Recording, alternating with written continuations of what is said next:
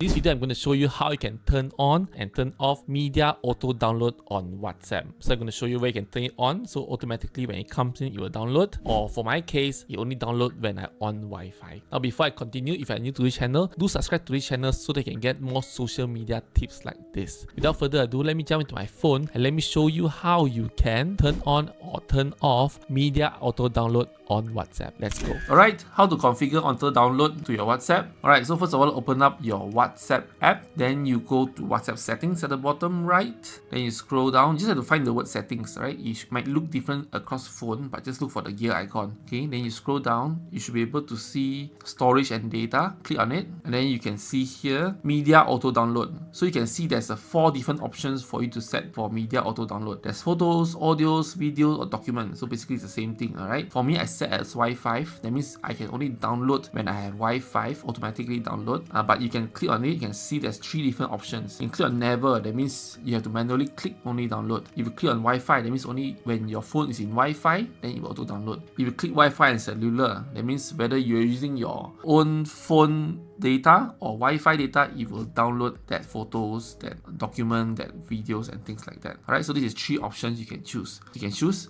out of 4, photos, audio, video, documents, which one that you want to have media auto download. For me, I just choose all 4 as Wi-Fi just to save on the data. So this is how you can turn on and off the auto download of all your media on WhatsApp.